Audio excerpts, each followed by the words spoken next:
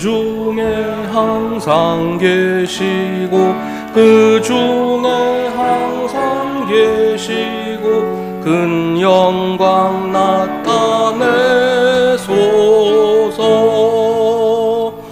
이 백성 기도와 또 예물 드림이 향내와 같으니 곧 받으옵소서. 주 예수 크신 복음을 주 예수 크신 복음을 만 백성 듣게 하소서. 또 우리 자손들 다 주를 기리고 저 성전돌같이 긴하게 하소서.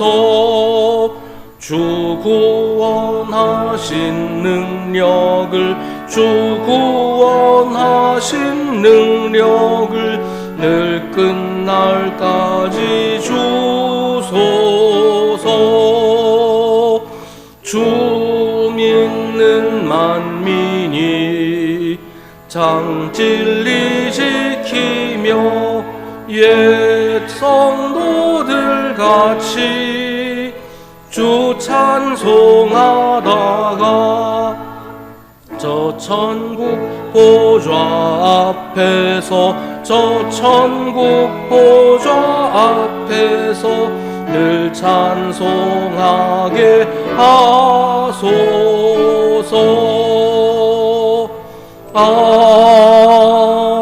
아멘. 너희는 주님이 하나님이심을 알아라. 그가 우리를 지으셨으니 우리는 그의 것이요 그의 백성이요 그가 기르시는 양이다. 감사의 노래를 드리며 그 성문으로 들어가거라. 찬양의 노래를 부르며 그 뜰 안으로 들어가거라. 감사의 노래를 드리며 그 이름을 찬양하여라. 아멘.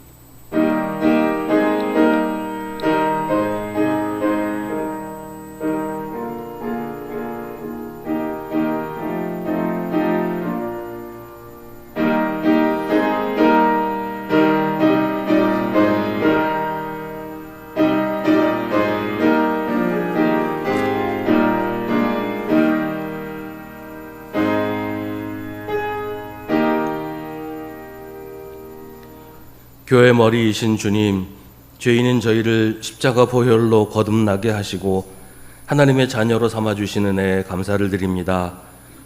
이렇게 좋은 교회를 허락하여 주시고 좋은 교우들과 더불어 한 소망을 품고 한 분 하나님을 섬기게 하셨으니 또한 감사합니다. 그러나 저희들은 귀한 교회를 바르게 섬기지 못했습니다. 내 이익과 내 편안함을 먼저 따졌고 교우들에게 걸림돌이 된 적도 있습니다. 영광은 나의 것이지만 짐은 지지 않으려고 했습니다.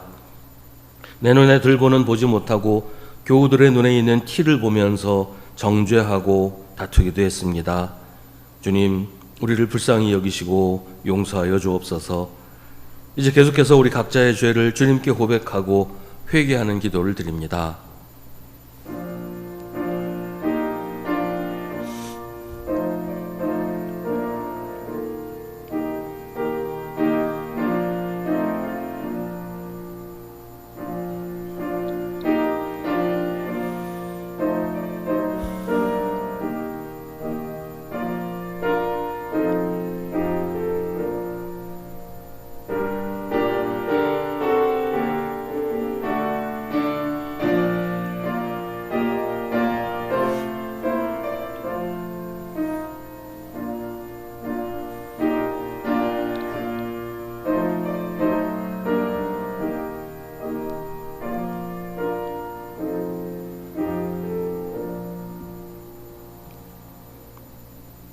너희는 나의 귀한 아들이다. 내가 가장 사랑하는 자식이다. 너희를 책망할 때마다 더욱 생각나서 측은한 마음이 들어 불쌍히 여기지 않을 수 없었다. 나 주의 말이다. 아멘. 사도신경으로 우리의 신앙을 고백하겠습니다. 나는 전능하신 아버지 하나님, 천지의 창조주를 믿습니다. 나는 그의 유일하신 아들 우리 주 예수 그리스도를 믿습니다. 그는 성령으로 잉태되어 동정녀 마리아에게서 나시고 본디오 빌라도에게 고난을 받아 십자가에 못 박혀 죽으시고 장사된 지 사흘 만에 죽은 자 가운데서 다시 살아나셨으며 하늘에 오르시어 전능하신 아버지 하나님 우편에 앉아 계시다가 거기로부터 살아있는 자와 죽은 자를 심판하러 오십니다. 나는 성령을 믿으며 거룩한 공교회와 성도의 교제와 죄를 용서받는 것과 몸의 부활과 영생을 믿습니다. 아멘. 성시교독은 주보에 있는 시편 85편의 말씀입니다. 하나님께서 무엇을 말씀하시든지 내가 듣겠습니다. 주님께서는 주님의 백성, 주님의 성도들이 망령된 대로 돌아가지 않는다면 진정으로 평화를 주실 것입니다.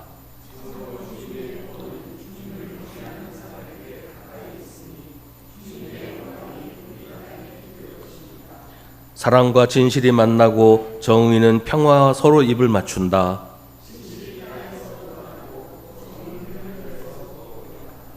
주님께서 좋은 것을 내려주시니 우리의 땅은 열매를 맺는다.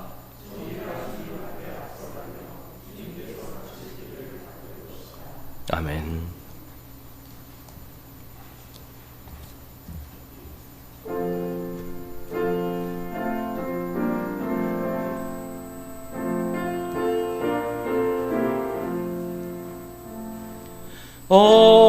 어둠의 권세에서 인생을 건지신 주, 길 잃고 헤매이던 우리의 빛이시라. 영원한 그 나라의 참모습 보이시고 그 얼굴 밝은 광채 우리 길 비추인다. 허무와 고독에서 인생을 건지신 주, 외로운 길 홀로 가는 우리의 친구시라. 진리의 험한 고개 싸우며 넘어가는 성도의 발걸음에 굳센 힘 주시도다. 온 세상 모든 만물 지으신 영광의 주, 참 생명 주시려고 세상에 오셨도다. 우리의 죄와 허물 대속해 주셨으니 영원히 찬양 드릴 우리의 주시로다.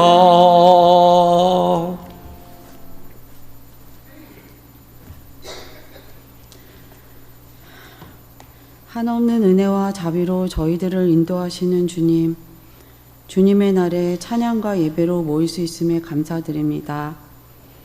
주님께서는 한결같이 저희들의 삶을 돌보시고 지켜주시는데 저희들은 매번 세상 일에 쫓겨 살면서 세상이 주는 재물과 성공에 눈이 어두워 주님의 일을 뒤로하고 마음 편한 대로 살고 있으니 주님, 어리석고 나약한 저희들을 다시 한번 용서하여 주시옵소서.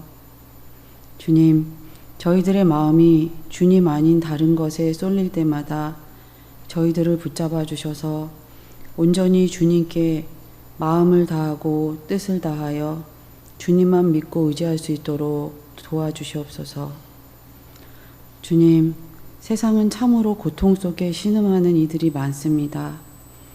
어수선한 세계 정세와 이상 기후로, 서로 간의 전쟁으로, 끔찍한 범죄들로 상처받고 목숨까지도 잃어버린 주님의 백성들을 불쌍히 여겨 주시옵소서. 세상 만물을 주관하시는 주님께 죄를 회개하고 용서를 구하는 저희들이 될 수 있도록 도와주시옵고, 모든 일들이 주님의 뜻 안에서 해결되고 이루어질 수 있기를 기도드립니다. 주님, 우리나라를 위해서 기도합니다. 새로운 대통령과 정치 지도자들, 사회 각 기관의 책임자들이 주님을 두려워하며 부디 국민들을 진심으로 위하고 올바르게 일할 수 있도록 지혜를 주시옵소서. 모두가 협력하여 선을 이룰 수 있도록 주님께서 항상 인도하여 주시기를 원하옵니다. 주님, 무더위가 계속되는 여름, 우리 수송의 교우들을 위해 기도합니다.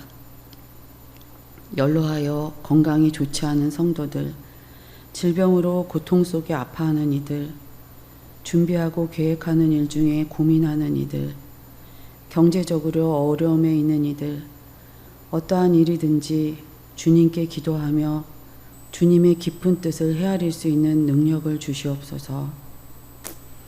주님, 여름 교회 행사를 위해서도 기도합니다.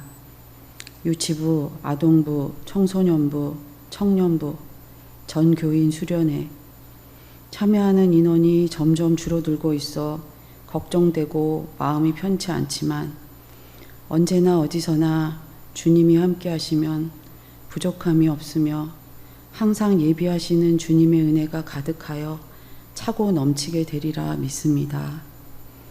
이번 수련회를 통하여 주님을 향한 믿음과 사랑이 더욱 강건해지고 성도 간의 교제와 교회를 더욱 사랑하는 마음이 커질 수 있도록 함께하여 주시옵소서. 준비하는 손길에도 동행하여 주시고 능력을 더하여 주옵소서. 주님, 보이지 않는 곳에서 기도하며 봉사하는 교우들과 목사님에게 더욱 강건함을 주시옵고 성령께서 함께 하셔서 지치지 않게 하옵소서. 오늘 말씀 전하실 목사님에게 성령의 능력을 더하여 듣는 우리가 깨닫게 하시고 기쁨으로 드리는 찬양과 예배를 받아 주시옵소서. 언제나 부족한 저희를 늘 받아주시는 주님께 감사드려오며 구원의 주 예수 그리스도 이름으로 기도드립니다. 아멘. 하늘에 계신 우리 아버지, 아버지의 이름을 거룩하게 하시며 아버지의 나라가 오게 하시며 아버지의 뜻이 하늘에서와 같이 땅에서도 이루어지게 하소서.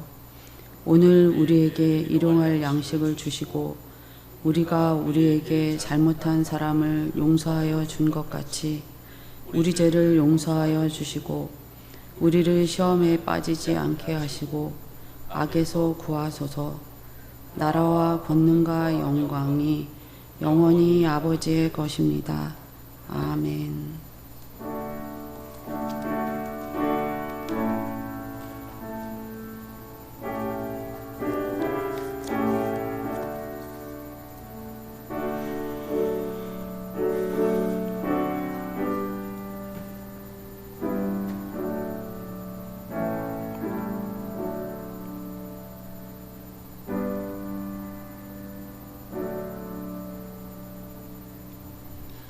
오늘 우리에게 주시는 하나님의 말씀은 구약성경 시편 82편 1절부터 8절입니다. 시편 82편 1절부터 8절 말씀입니다. 하나님의 말씀을 봉독하겠습니다. 이 말씀을 통해 하나님의 음성을 들으시기 바랍니다. 하나님이 하나님의 법정에 나오셔서 신들을 모아들이시고 재판을 하셨다. 하나님께서 신들에게 말씀하셨다. 언제까지 너희는 공정하지 않은 재판을 되풀이하려느냐?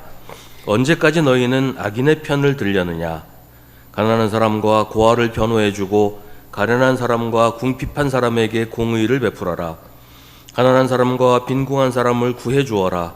그들을 악인의 손에서 구해 주어라. 그러나 그들은 깨닫지도 못하고 분별력도 없이 어둠 속에서 헤매고만 있으니 땅의 기초가 송두리째 흔들렸다.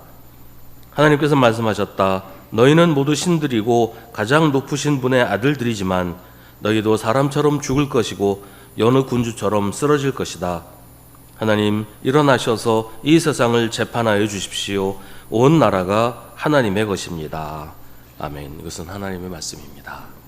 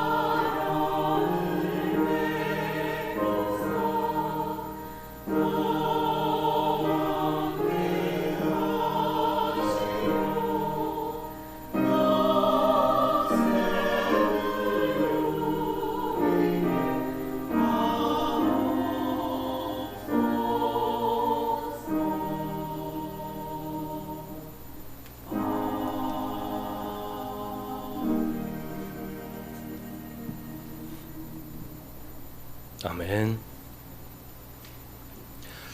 성경은 하나님의 말씀입니다. 하지만 사람의 언어로 선포되고 기록된 말씀입니다. 이 사실은 매우 중요한 의미를 가지고 있습니다. 하나님이 우리에게 말씀하실 때 하나님의 뜻을 그냥 곧바로 선포하시면 우리가 알아들을 수가 없어요. 하나님과 우리 사이에는 너무 큰 간격이 있어서 하나님이 말씀하신 그대로는 알아들을 수가 없단 말이죠. 그래서 성경은 항상 듣는 사람을 배려해서 하나님의 말씀을 설명해 줍니다. 듣는 사람이 알아들을 수 있도록, 이해하고 따라갈 수 있도록 사람의 수준에 맞춰서 이야기해 주는 것입니다. 어린아이한테 뭔가 설명할 때 우리가 아는 그대로 전문적인 용어까지 써가면서 그렇게 얘기하면 아이들이 전혀 알아듣지 못하잖아요. 그래서 아이들이 이해할 수 있는 수준에 맞춰서 쉽게 풀어서 설명을 하죠. 아이들한테만 그럴까요? 어른들끼리 대화할 때도 서로 지식 수준이 다르고 전공 분야가 다르면 거기 맞춰서 설명을 해야지 전문가들끼리 이야기하는 수준으로 말해주면 알아들을 수가 없잖아요. 성경은 그 시대 사람들이 알아들을 수 있는 수준, 그 시대의 문화와 그 시대의 지식 수준에 맞춰서 기록되었습니다. 그러니까 지금 하나님의 말씀을 읽는 사람은 이 사실을 염두에 두고 읽어야 한다는 것입니다.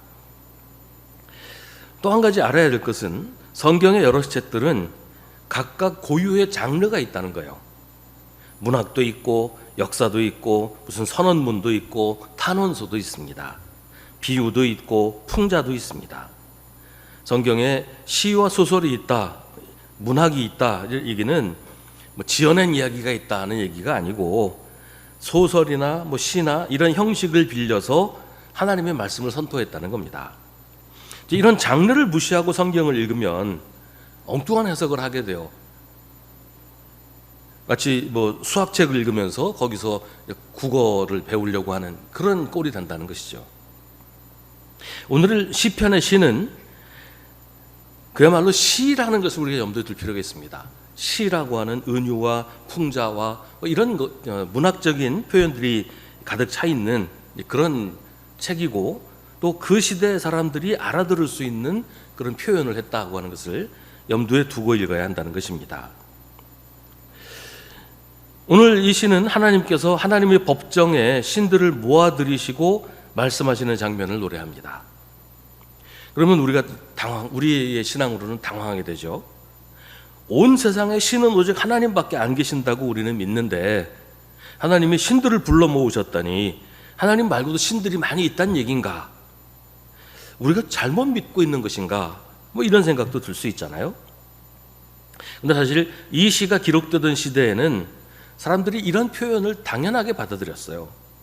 구약 성경에는 세상에 신이 하나님 한 분뿐이라는 믿음보다는 여러 신 중에서 나는 오직 하나님만 믿고 섬기겠다, 이런 믿음을 많이 봐요.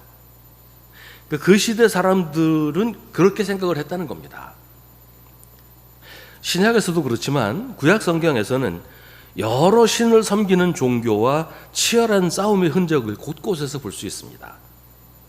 구약시대 이스라엘 사람들이 마주쳤던 수많은 종교들은 다 다신교였어요. 이집트도 그랬고 가나안도 그랬고 주변 나라들 다 그랬어요. 더구나 모든 민족들은 각각 자기들의 신들을 섬기고 있었기 때문에 이스라엘은 항상 여러 신들을 모시는 여러 민족들 사이에서 하나님 신앙을 지키기 위해서 치열하게 싸울 수밖에 없었습니다. 오늘 시편은 그런 싸움을 배경으로 하고 있다라는 것입니다. 간단하게 말하면 오늘 시편에서 말하는 것은 여러 신들이 있는데 그 중에 하나님이 으뜸이시다라는 얘기를 하려고 하는 것이 아니고 다신교 신앙에 둘러싸여서 그런 신앙 또 그런 신들과 맞서서 유일신 하나님의 신앙을 지키려고 치열하게 싸우고 있는 이스라엘 백성들의 신앙 고백을 시라고 하는 문학 양식을 사용하여 선포하고 있다, 이렇게 이해하는 것이 좋습니다. 다신교와의 이런 싸움은 다른 민족, 다른 종교와의 싸움이기 이전에 이스라엘 백성의 신앙과도 관련된 싸움이에요.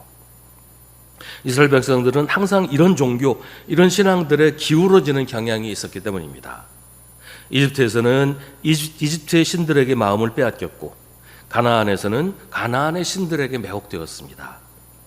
바벨론에게 점령당했을 때는 바벨론의 신에게, 페르시아에서는 페르시아의 신들에게 절을 했습니다. 그러니까 오늘 시편과 같은 말씀들은 우상에게 마음을 빼앗긴 이스라엘 백성들에 대한 경고요, 질책입니다. 1절은 하나님이 하나님의 법정에 나오셔서 신들을 모아들이시고 재판을 하셨다라는 말씀으로 시작합니다. 하나님께서 하나님의 법정에 신들을 모아들이셨다는 것은 하나님께서 세상 모든 신들을 다스린다는 뜻입니다. 세상의 신들이 자기들도 뭐 나름대로 신인데 하나님이 부른다고 나오겠어요? 하나님께서 부르시면 나와야 하고 나올 수밖에 없다는 것은 하나님께서 세상 모든 신들의 하나님이시다. 다시 말하면 세상 사람들이 각각 자기들이 이름을 부르고 섬기는 모든 신들이 다 하나님의 통치 아래에 있다. 그런 것들은 한낱 우상일 뿐이고 오직 하나님만이 참 신이다라는 얘기를 이렇게 그 시대 사람들에게 들려주고 있다라는 것입니다. 시인은 하나님께서 신들을 모아놓고 재판을 하신다고 합니다. 재판은 그 신들이 지금까지 해온 거예요. 근데 재판이 자기 역할이라고 생각하는 신들을 하나님께서 재판하십니다. 하나님은 왜 신들을 재판하실까요? 신들이 잘못된 재판을 했기 때문입니다. 2절에서 하나님은 언제까지 너희는 공정하지 않은 재판을 되풀이하려느냐, 언제까지 너희는 악인의 편을 들려느냐라고 하십니다. 재판이 공정하지 않다는 것은 재판장이 어느 한쪽 편을 들어준다는 거예요. 재판은 뭐 부자나 가난한 사람이나 의인이나 악인이나 상관없이 공정하게 판결을 해서 잘못한 사람은 벌을 받고 억울한 사람이 없게 해야 하는데, 재판장이 의도적으로 어느 한쪽 편을 들게 되면 그건 재판이 아니라 사기가 됩니다. 한쪽은 부당한 특혜를 받게 되고 다른 쪽은 억울하게 되죠. 재판은 어느 사회든지 그 사회에서 억울함을 풀 수 있는 마지막 수단이에요. 힘있고 돈 많은 사람은 억울할 일을 사롭지만 억울한 일을 당해도 억울함을 풀 수 있는 여러 가지 방법들이 있잖아요. 특히 힘없고 가난한 사람들은 유일하게 기댈 수 있는 것이 재판이에요. 근데 재판이 시작도 하기 전에 어느 한쪽 편을 들기로 해버리면 재판은 희망이 아니라 절망이 될 수밖에 없습니다. 그래서 하나님께서 신들을 불러 모으시고 꾸짖으십니다. 언제까지 너희는 공정하지 않은 재판을 되풀이하려느냐? 언제까지 너희는 악인의 편을 들려느냐? 이게 무슨 의미일까요? 시편은 세상의 모든 우상들을 섬기는 헛된 신앙이 그런 식이라는 거예요. 신들이라고 하는 것들이, 사람들이 신들이라고 믿는 것들이 정의롭지도 않고 공정하지도 않다는 겁니다.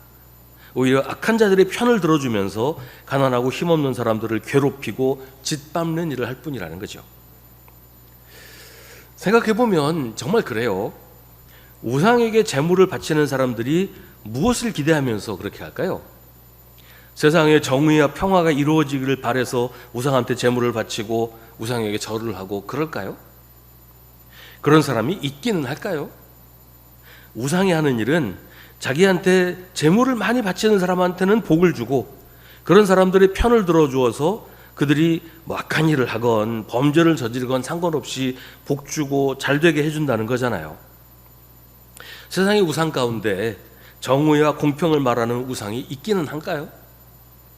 모두 재물을 많이 바치고 정성을 바치면 무조건 복 준다. 이게 우상들이 하는 한결같은 얘기예요. 언제까지 너희는 공정하지 않은 재판을 되풀이하려느냐? 언제까지 너희는 악인의 편을 들려느냐?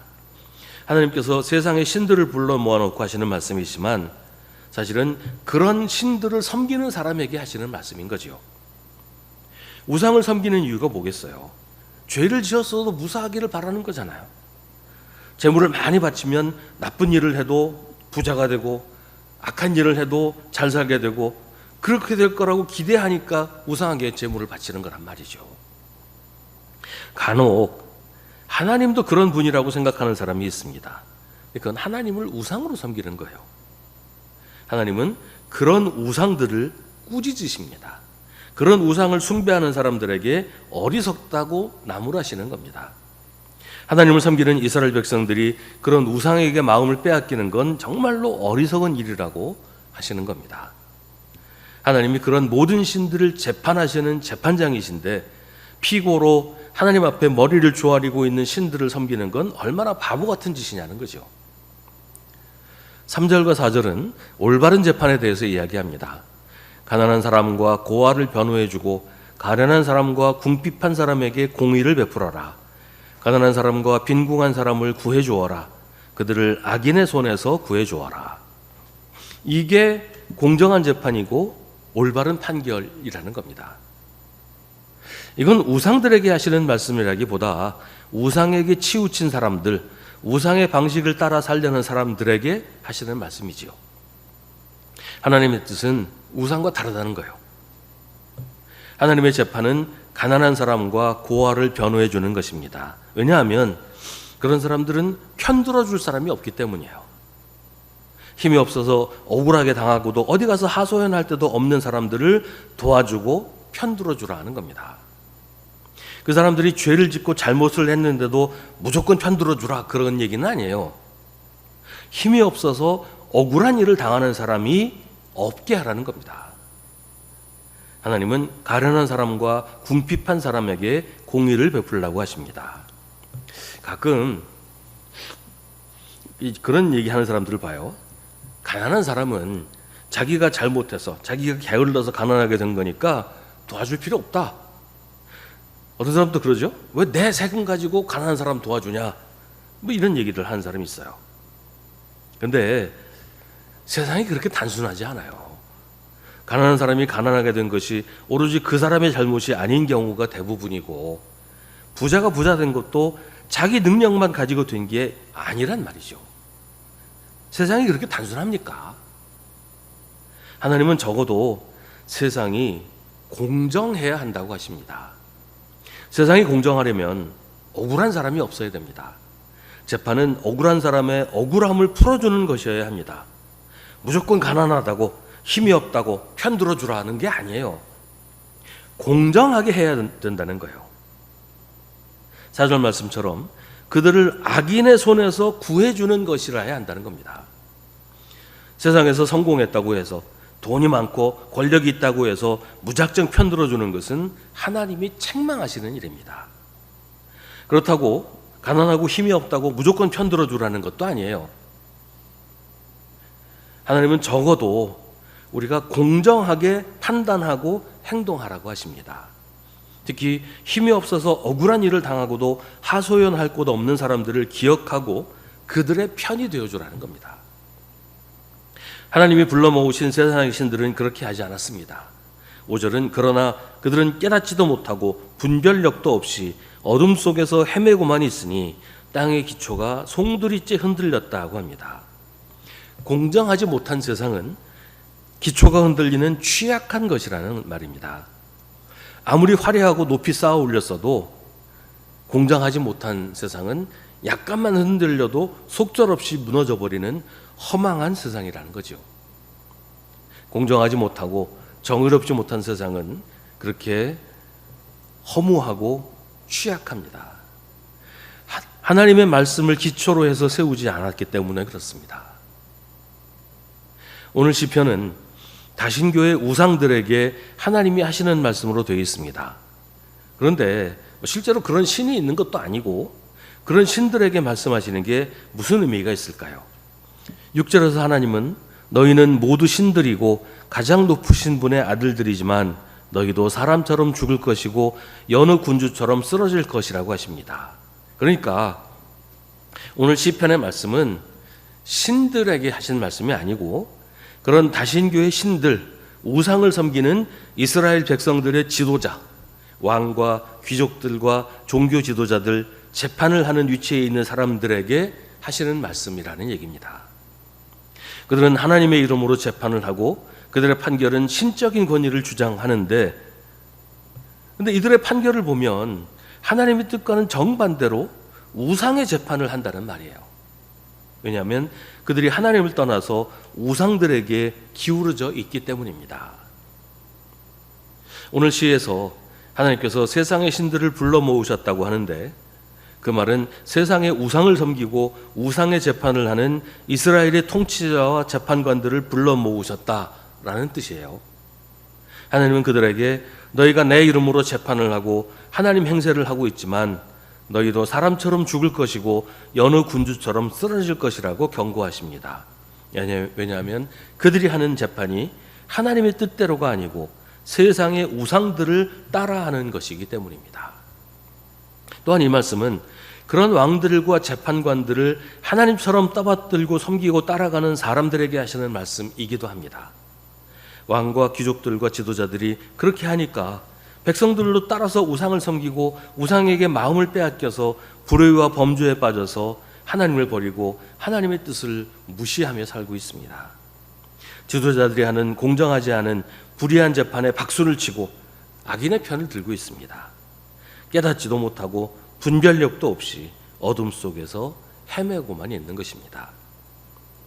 오늘 시편은 그런 상황을 배경으로 선포된 하나님의 말씀입니다. 그렇다면 이 말씀은 우리 시대의 그리스도인들에게는 어떤 의미가 있을까요?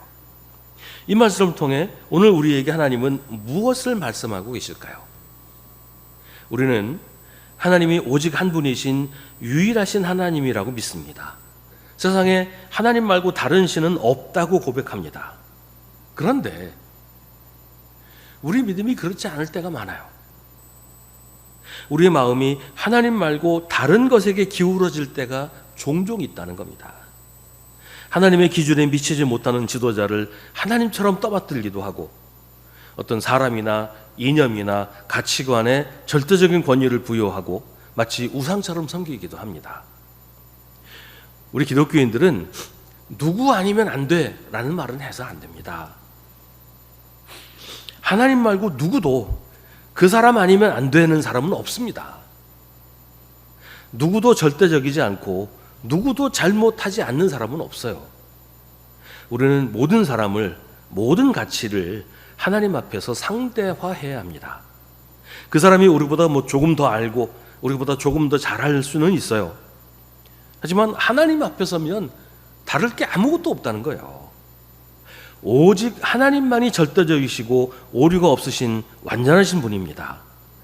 하나님께서 우리가 복종하는 사람들을 향해서 너희는 모두 신들이고 가장 높으신 분의 아들들이지만 너희도 사람처럼 죽을 것이고 여느 군주처럼 쓰러질 것이라고 하시는 거예요.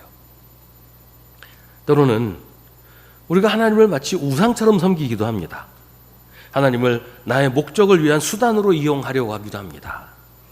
하나님께 잘해드리면 나의 악과 불의를 덮어주실 거라고 생각합니다. 잘못을 해도 다 괜찮을 거라고 믿습니다. 하나님을 내가 마음 놓고 죄짓기 위한 방패로 여기기도 합니다. 그게 하나님을 우상으로 만드는 일이에요. 전능하신 하나님을 한갓 우상으로 여기면서도 내가 하나님을 믿는다고 생각하고 하나님이 나를 지켜주실 것이니 안심이라고 합니다. 그런 사람들에게 하나님이 말씀하십니다. 너희는 깨닫지도 못하고 분별력도 없이 어둠 속에서 헤매고만 있으니 땅의 기초가 송두리째 흔들렸다. 하나님의 뜻을 헤아리지 못하고 세상의 풍조를 따라 사는 사람은 안전하지 않습니다. 하나님의 말씀이 아니라 세상의 우상, 세상의 가치관, 세상의 방식을 따르는 사람은 하나님을 믿는 것이 아니라 우상에게 마음이 기울어진 것입니다. 하나님은 우리에게 가난한 사람과 고아를 변호해주고 가난한 사람과 궁핍한 사람에게 공의를 베풀어라. 가난한 사람과 빈궁한 사람을 구해주어라. 그들을 악인의 손에서 구해주어라고 하십니다. 하나님께서 우리에게 이렇게 하라고 하시는 것은 하나님께서 힘없고 약해서 억울한 일을 당하는 사람들의 편을 들어주시기 때문입니다.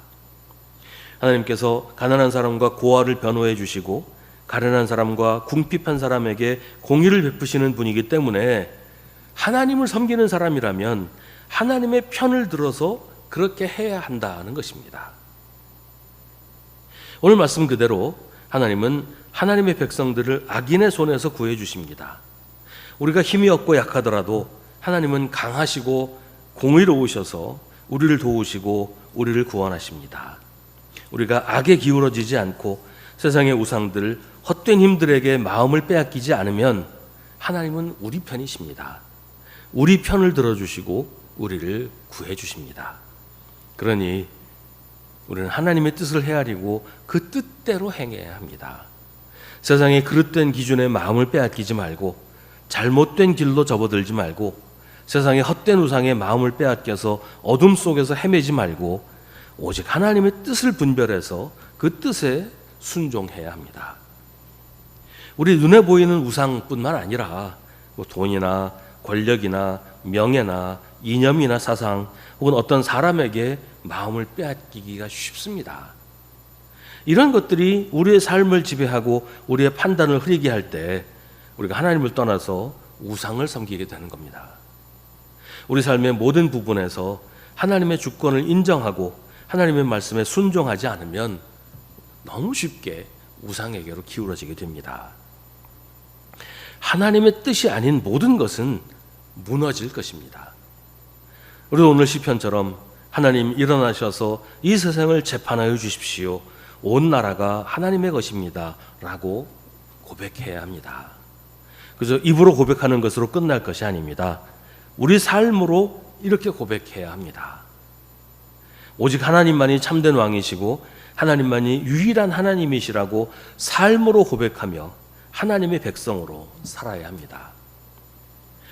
하나님이 아닌 다른 어떤 것에 눈 돌리고 기웃거리고 우왕좌왕하지 말고 언제나 어떤 상황에서나 오직 하나님만 바라보고 하나님만 신뢰하고 하나님만 향해 나아가야 합니다.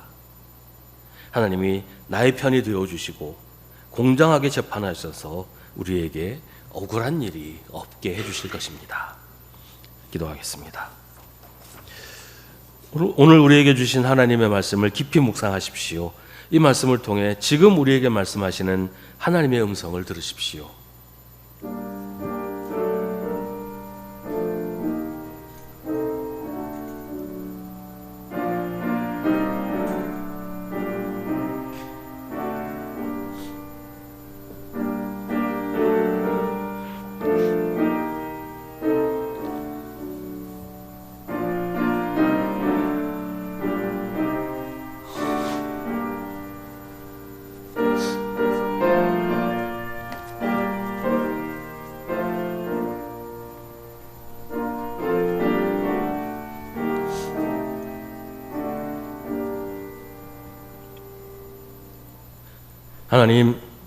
하나님을 믿는 사람들이 헛된 우상의 마음을 빼앗기지 않도록 우리의 마음과 생각을 붙잡아 주옵소서.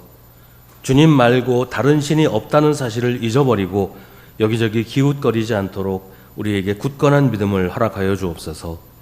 공정하시고 정의로우신 주님만을 신뢰하고 의지하며 순종하게 하옵소서. 예수님의 이름으로 기도합니다. 아멘.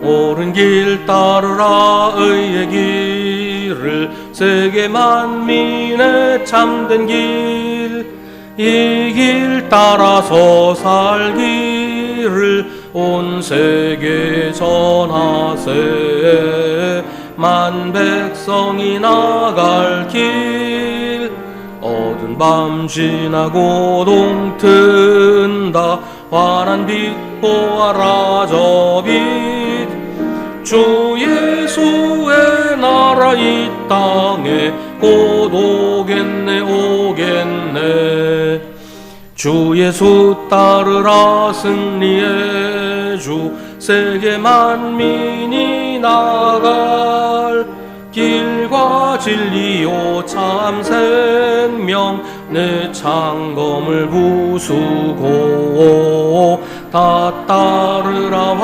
화평왕 어두운 밤 지나고 동튼다 환한 빛 보아라 저 빛 주 예수의 나라 이 땅에 곧 오겠네 오겠네 놀라운 이 소식 알리어라 세계 만민을 구하려 내 주 예수를 보내신 참 사랑의 하나님 만 백성이 따를 길 어두운 밤 지나고 동튼다 환한 빛 보아라 저 빛 주 예수의 나라 이 땅에 곧 오겠네 오겠네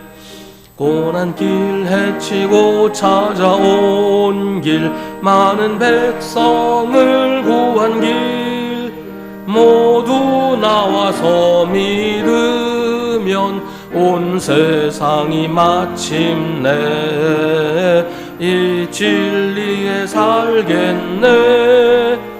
어두운 밤 지나고 동튼다. 환한 빛 보아라 저 빛.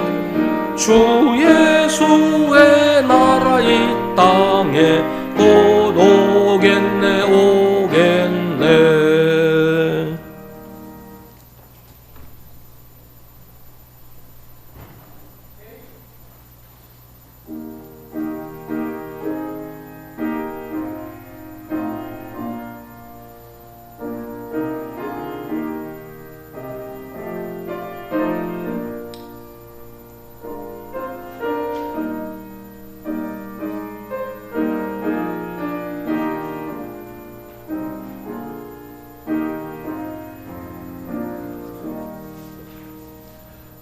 모두 자리에서 일어나시기 바랍니다. 모든 것이 주께로부터 왔으니 이 예물을 주께 바치나이다.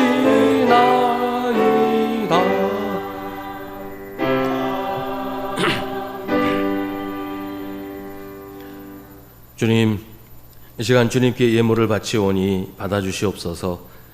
이것이 저희의 최선이라고 말할 수는 없지만 우리의 마음을 담아드리는 것이오니 기쁘게 받아주시고 귀하게 사용하여 주옵소서. 주님, 지금 바치는 것보다 더 많이 주님을 사랑하게 하시고 주님의 뜻에 순종하게 하셔서 언제나 주님께 최선을 다하도록 저희를 인도하여 주옵소서. 참 많이 덥습니다. 더위로 인하여 어려움 당하는 사람들도 많이 있습니다. 주님, 더위에 지친 사람들을 우리가 주님의 사랑으로 돌보고 섬기게 하셔서 더위도 함께하면 이겨낼 수 있다는 것을 경험하게 하여 주옵소서. 성도들의 사연과 형편을 아시는 주님, 어렵고 힘든 이들을 기억하여 주시고 찾아가 위로하여 주시옵소서. 몸이 아픈 이들, 마음이 아픈 이들, 낙심하고 포기한 이들, 주님께로부터 멀어지려고 하는 이들을 불쌍히 여기시고 붙잡아 주셔서 회복하게 하시며 다시 용기를 내어 일어서게 하시고 주님께로 나아오게 하옵소서. 세상에 지지 말고 세상을 이기는 주님의 자녀로 살게 하여 주옵소서.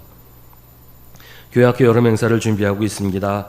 좋은 날씨도 허락하여 주시고 시간과 환경도 주님께서 주관하셔서 참여하는 데 어려움 없게 하여 주시며 아프거나 다치는 사람 없이 순조롭게 진행되어 함께하는 모두가 하나님의 놀라운 역사를 경험하게 하여 주옵소서. 전교인 수련회도 주님께서 처음부터 끝까지 주관하여 주셔서 모두 함께 주님의 사랑을 경험하는 복된 시간이 되게 하여 주옵소서. 예수님의 이름으로 기도하옵나이다. 아멘.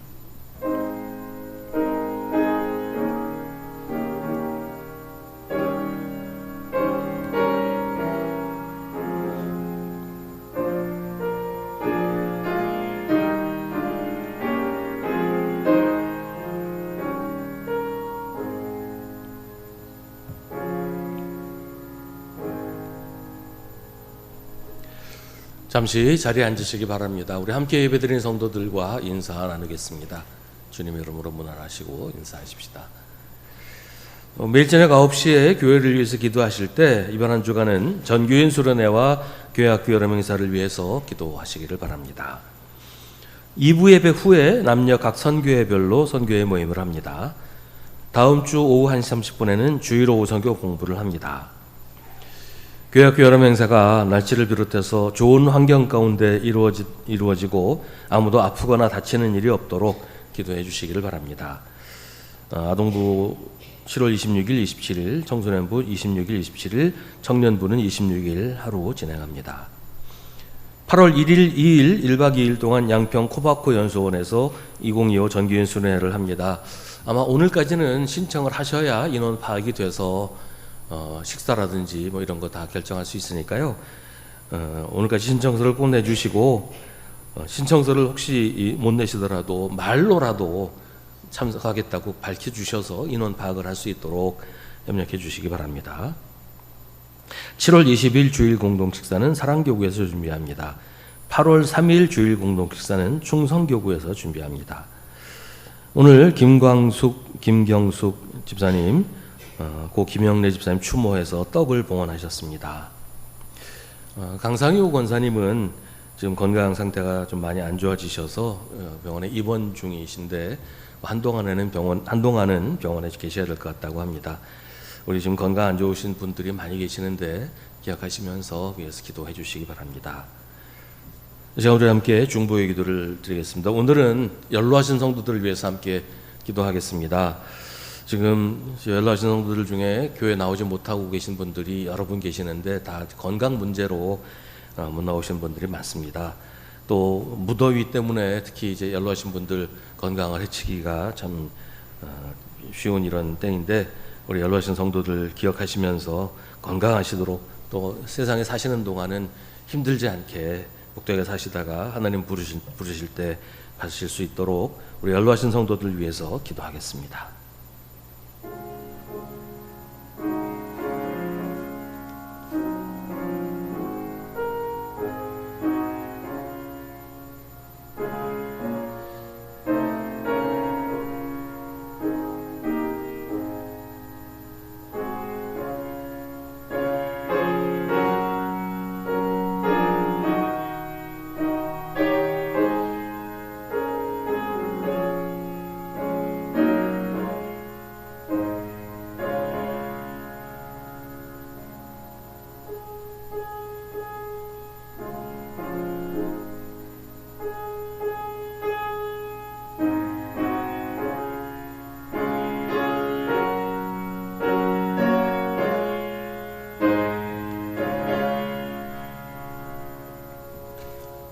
모두 자리에서 일어나시기 바랍니다.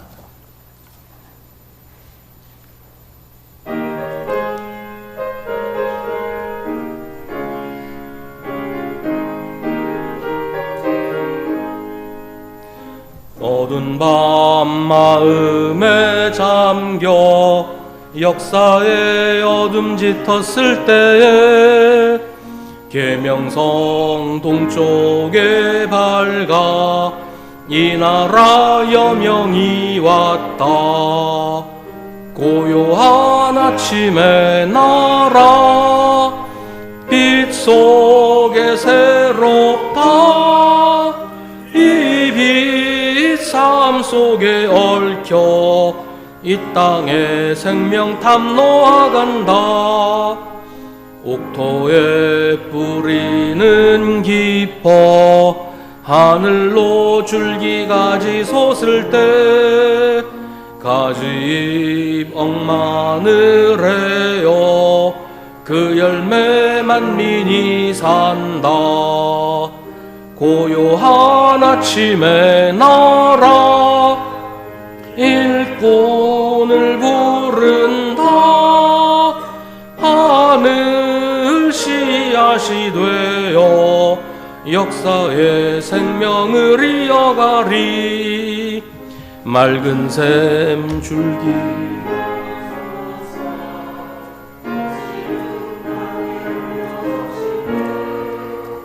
기름진 푸른 벌판이 눈앞에 활짝 트인다. 고요한 아침의 나라 새 하늘 새 땅아 길이 꺼지지 않는 인류의 횃불 되어 타거라. 세상에서 언제나 하나님 편에 서서 하나님 뜻에 순종하며 사십시오. 우리 구주 예수 그리스도의 은혜와 하나님 아버지의 사랑과 성령의 사귐이 주님을 예배하는 사랑하는 주님의 자녀들에게 언제나 주님 편에 서 있기를 간절히 사모하는 주님의 백성들에게 언제나 언제까지나 함께 하시기를 간절히 축원하옵나이다. 아멘.